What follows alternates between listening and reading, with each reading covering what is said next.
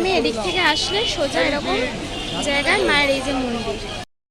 শ্যামা মা কি আমার কালো রে, শ্যামা মা কি আমার কালো। ধর্ম হোক যার যার, বড় মা সবার। আজ চলে এসেছি উত্তর 24 পরগনার খুবই প্রসিদ্ধ বড়মার মন্দিরে। বহু দূর দূরান্ত থেকে ভক্তরা ছুটে আসেন তাদের বিশ্বাস, ভক্তি এবং অগাধ ভালোবাসা নিয়ে এই বড়মার কাছে। তো আপনারা এই মন্দিরে কিভাবে আসবেন, কখন কখন মন্দির খোলা থাকে এবং মন্দিরে কি বার ভোগ প্রসাদ দেওয়া হয়, ভোগের কুপন মূল্য কত এবং কিভাবে আপনারা সহজে মাকে দর্শন করতে পারবেন, এর সাথেও আরো যাবতীয় তথ্য থাকছে আমার এই ভিডিওতে। তাই ভিডিওটি শেষ পর্যন্ত দেখার অনুরোধ রইল। যারা আমার চ্যানেলে নতুন তারা প্লিজ আমার চ্যানেলটিকে সাবস্ক্রাইব করে আমার পাশে থাকবেন। তাহলে চলুন আর বেশি কথা না বাড়িয়ে শুরু করা যাক আজকের ভিডিও। তো প্রথমেই আপনাদেরকে বলি আপনারা এখানে কিভাবে আসবেন। শিয়ালদহ স্টেশন থেকে আপনারা অনেক লোকাল ট্রেন পেয়ে যাবেন নৈহাটিগামী। তো সেরকম নৈহাটিগামী যে কোনো লোকাল ট্রেনে করে আপনারা চলে আসতে পারেন নৈহাটিতে। তো আমরা শিয়ালদহ স্টেশনে একটু আগে পৌঁছে গিয়েছিলাম, তাই আর দেরি করব না বলে সামনে ব্যারাকপুর লোকাল ছিল ওটাতেই উঠে পড়েছিলাম।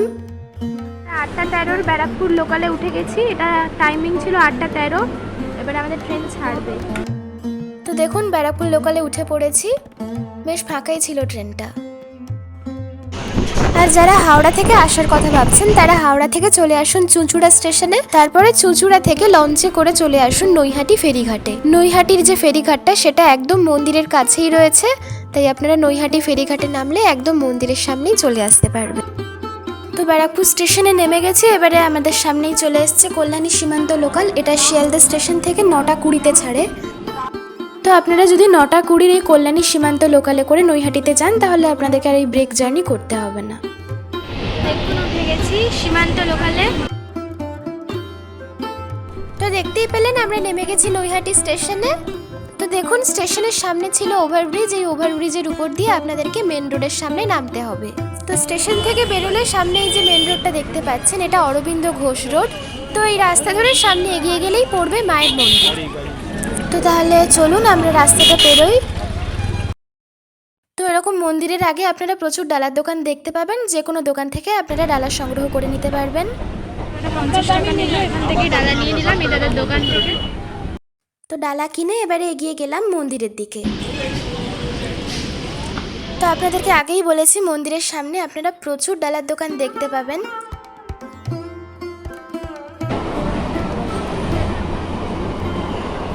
স্টেশন থেকে নেমে এদিক থেকে আসলে সোজা এরকম জায়গায় মায়ের এই যে মন্দির। তো অবশেষে আমরা চলে এলাম বহু প্রতীক্ষিত বড় মায়ের মন্দিরে। তো সামনে যে সাদা রঙের মন্দিরটা দেখতে পাচ্ছেন এটাই হলো বড় মায়ের নবনির্মিত মন্দির। আমরা নৈহাটি স্টেশনে নেমে গেছি। তো মন্দিরে এসে দেখলাম প্রচুর ভিড়, প্রচুর লাইন পড়েছে। তো দেখুন প্রচুর দর্শনার্থীরা এসেছেন মাকে দর্শন করতে। তো আমাদের সব থেকে বড় যেটা ভুল ছিল, আমরা একটা সরকারি ছুটির দিন বড় মায়ের কাছে গেছিলাম। তো রবিবার এবং কোনো সরকারি ছুটির দিন এছাড়া শনি মঙ্গলবার প্রচুর দর্শনার্থীরা আসেন, প্রচুর ভিড় হয়। তো যদি আপনারা সঙ্গে কোনো বয়স্ক বা বাচ্চাদের সঙ্গে নিয়ে আসেন তাহলে আপনারা শনি, মঙ্গল, রবিবার এবং কোনো সরকারি ছুটির দিন ছাড়া অন্য যে কোনো ডেটে আসার চেষ্টা করবেন, তাহলে আপনারা সহজে আর কি মাকে দর্শন করতে পারবেন। আর আপনারা এখানে যত ভোর আসতে পারবেন ততই ভিড় কম থাকে। ধীরে ধীরে যখন বেলা আস্তে আস্তে বাড়তে থাকে তখন নইলে এখানে প্রচুর ভিড় হয়ে যায়। তো এখানে আপনারা দুটো লাইন দেখতে পাচ্ছেন। ডান দিকে যে লাইনটা এটা প্রসাদ গ্রহণের কুপন নেওয়ার লাইন, আর বাঁ দিকের লাইনটা মাকে পুজো দেবার লাইন। তো আমরা এবারে প্রথমে কুপন নেওয়ার লাইনেই দাঁড়িয়ে পড়েছিলাম। তো ভোগের কুপন দেওয়া শুরু হয় সকাল 10:30 থেকে 11টা পর্যন্ত। তো প্রথম 500 জনকেই এই কুপন কিন্তু দেওয়া হয়, তাই আপনারা সবসময় চেষ্টা করবেন আগে ভাগে গিয়ে কুপনের লাইনে দাঁড়িয়ে পড়ার। শুধুমাত্র সোমবার, বুধবার এবং শুক্রবার আপনারা মায়ের প্রসাদ গ্রহণ করতে পারবেন। আমরা গিয়েছিলাম শুক্রবার, কিন্তু ওই যে আপনাদেরকে আগেই বললাম আপনারা সবসময় এসে কুপনের লাইনে আগে ভাগে দাঁড়ানোর চেষ্টা করবেন। ওখানে কুপন দেওয়া শুরু হয় 10:30 থেকে, তাই মন্দিরে পৌঁছতেই আমাদের লেট হয়ে গিয়েছিল। আমাদের লাইনের সামনে মাত্র 25 থেকে 30 জন ছিল, তখনই কুপন দেওয়া বন্ধ হয়ে যায়। তাই কি আর করা যাবে, দুর্ভাগ্যবশত আমাদের মায়ের প্রসাদ এবারে আর গ্রহণ করা হলো না। তো এবারে আমরা পুজো দেবার লাইনে দাঁড়াবো। তো দেখুন এখানে এরকম একটা মন্দিরও দেখতে পেলাম। তো শুধু পুজো দেবার লাইনটা একবার দেখুন, সাংঘাতিক বড় লাইন পড়েছিল সেদিন। অবশ্য রোজই ওখানে প্রচুর ভিড় হয়, কিন্তু ওই দিনও কিন্তু প্রচুরই ভিড় হয়েছিল। তো লাইনে আমাদের কয়েকজনকে দাঁড় করিয়ে রেখে আমি চলে এলাম গঙ্গার ঘাটে। তো এবারে আপনাদেরকে গঙ্গার ঘাটটা একবার দেখাই। তো এই যে গঙ্গার ঘাটটা দেখতে পাচ্ছেন, এখানেই আপনাদেরকে গাড়ি পার্কিং করতে হবে। এখানে রয়েছে কার পার্কিংয়ের সুবন্দোবস্ত।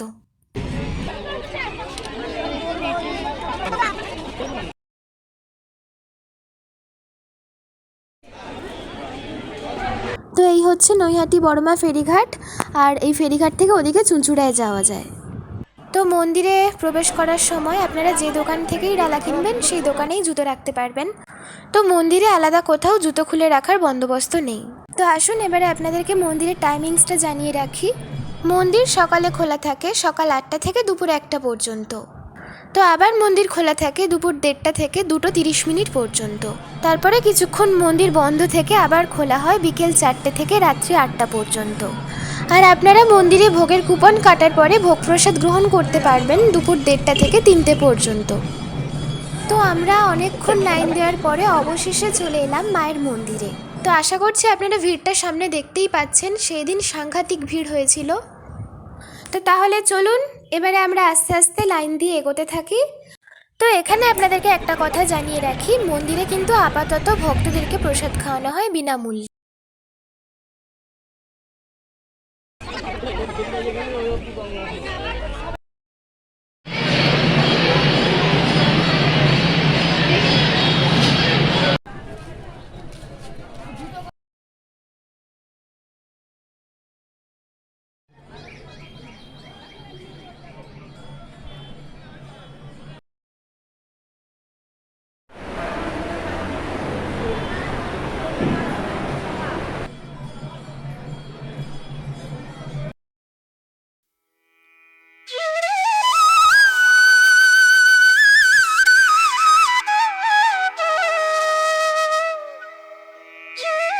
তো এইমাত্র দেখুন আমরা প্রবেশ করলাম মায়ের গর্ভগৃহে।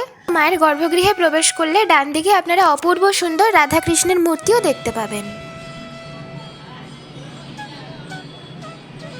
আজ থেকে প্রায় 100 বছর আগে ভবেশ চক্রবর্তী এবং তার কিছু বন্ধুরা মিলে নবদ্বীপে রাস দেখতে গিয়েছিলেন। সেখানে রাধাকৃষ্ণের বিশাল বিশাল যুগল মূর্তি দেখে নৈহাটিতে ফিরে তিনি বিশাল কালী মূর্তি বানিয়ে পুজো করার পরিকল্পনা করেন। সেই থেকে প্রতি দীপান্বিতা অমাবস্যার রাতে মা কালীর 21 ফুটের মূর্তি বানিয়ে পুজো করার প্রচলন শুরু করেন ভবেশ চক্রবর্তী। সেই কারণেই মাকে ভবেশ কালী নামেও ডাকা হয়ে থাকে।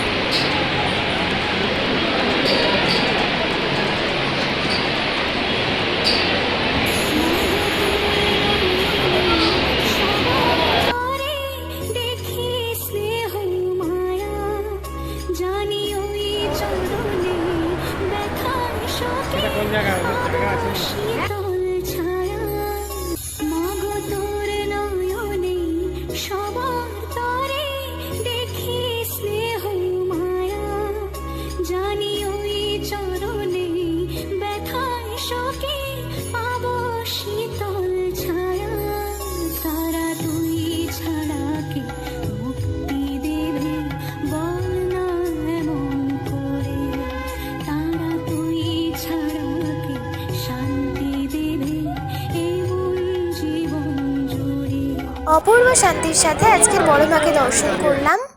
মনে যে কি অপূর্ব তৃপ্তি হচ্ছে তা ভাষায় প্রকাশ করা সম্ভব নয়। তো দুপুরবেলা আমরা জলখাবার রেস্টুরেন্টে খেতে এসেছিলাম। তো দেখুন এখানকার মেনু। কিন্তু আপনারা সামনে যে বড় মার বিগ্রহটি দেখতে পাচ্ছেন, এটি 2023 সালে কোষ্টি পাথর দিয়ে বানানো হয়েছে। এই রেস্টুরেন্ট থেকেই আমরা দুপুরে লাঞ্চ করেছিলাম। তো এই জলখাবার রেস্টুরেন্টে আমরা 90 টাকার থালি খেয়েছিলাম। তো আজকের ভিডিওটা কেমন লাগলো অবশ্যই কমেন্টসের মাধ্যমে জানাবেন, এবং ভালো লাগলে লাইক করবেন। আর চ্যানেলে যারা নতুন তারা প্লিজ চ্যানেলটিকে সাবস্ক্রাইব করে আমার পাশে থাকবেন। বড় মা সবাইকে ভালো রাখুক, সুস্থ রাখুক। জয় বড় মা।